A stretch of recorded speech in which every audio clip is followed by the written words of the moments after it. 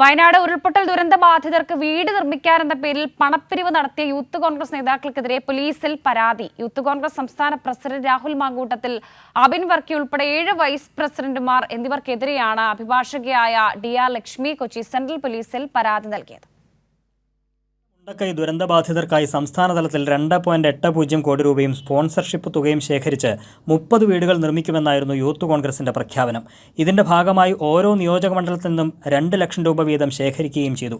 പക്ഷേ ഒരു വീട് പോലും നിർമ്മിച്ചതായി കാണുന്നില്ലെന്നും താൻ ഉൾപ്പെടെയുള്ള പൊതുജനങ്ങളെ മനഃപൂർവ്വം പറഞ്ഞു പറ്റിച്ചും പണം സമാഹരിച്ചും അന്യായമായ ലാഭമുണ്ടാക്കിയ യൂത്ത് കോൺഗ്രസ് പ്രസിഡന്റ്, വൈസ് പ്രസിഡന്റുമാർ ഉൾപ്പെടെയുള്ള നേതാക്കൾക്കെതിരെ ക്രിമിനൽ കേസ് രജിസ്റ്റർ ചെയ്ത് വിശദമായ അന്വേഷണം നടത്തണമെന്നാണ് കോലഞ്ചേരി സ്വദേശിനിയും അഭിഭാഷകയുമായ DR ലക്ഷ്മി നൽകിയ പരാതിയിൽ പറയുന്നത്. ഇത് ശരിക്കും നമ്മൾ നിയമപരമായി പറയുകയാണെന്ന് വെച്ച് കഴിഞ്ഞാൽ ചീറ്റിംഗ് ആണ്.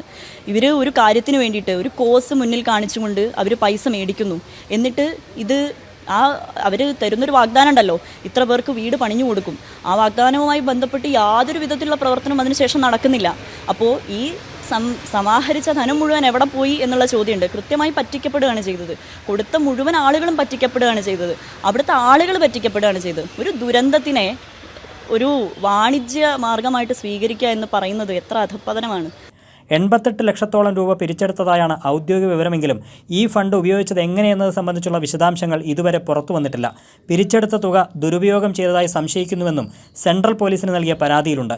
യൂത്ത് കോൺഗ്രസ് പഠന ക്യാമ്പിൽ വിമർശനം ഉയർന്നതോടെയാണ് സംഭവം പുറത്തറിഞ്ഞത്. ദുരന്തബാധിതർക്കായി പണം പിരിച്ചിട്ടും ഒരു വീട് പോലും നൽകിയില്ലെന്നും ഭൂരിപക്ഷം കമ്മിറ്റികളും പണം നൽകിയിട്ടും വീടുപണി തുടങ്ങാത്തത് നാണക്കേടായെന്നുമാണ് പ്രതിനിധികൾ പറഞ്ഞത്. കൈരളി ന്യൂസ്, കൊച്ചി.